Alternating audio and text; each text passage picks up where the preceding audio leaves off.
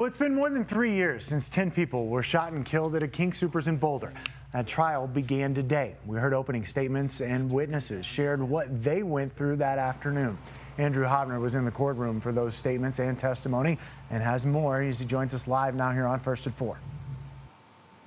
Yeah, the defendant, Ahmad Alissa, looked noticeably nervous. He looked fidgety, and at multiple times during the prosecutor's opening statements, he actually looked at the monitors in the courtroom, especially and in particular when the victims' photos, the 10 people that he is alleged to have shot and killed, were splashed on those monitors in the courtroom. Now, this isn't as simple as just deciding whether or not Alissa is guilty. That's not something that the defense is trying to argue. What they're actually arguing and what the prosecution is arguing is whether or not he could be considered mentally sane and competent at the time of the shooting. Now, the prosecution opened today by saying that a big portion of what we saw was random victims and a premeditated killing. Now, because he planned this attack, because he had done things such as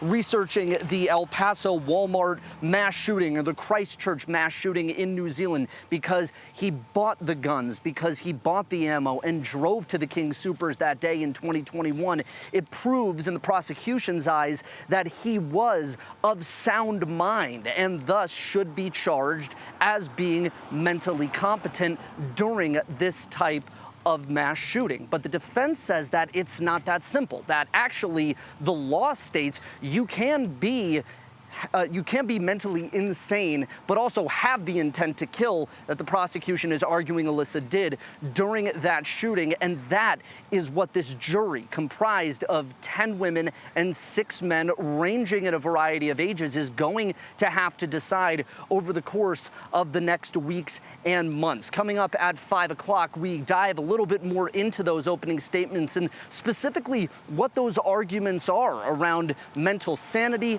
competency, and intent. But one thing that the defense did say before they concluded their opening statements today, this case and whatever they try to argue about the mental insanity that Alissa showed on that day is not going to bring anybody back, and they aren't going to try and ask for forgiveness for Alissa's actions, only that the letter of the law is that he can have intent and technically be mentally insane at the same time. In Boulder, I'm Andrew Hobner, covering Colorado First. All right, Andrew, thank you. 10 people died that day at that King Soopers. The victims included store workers, guests, and a police officer as well.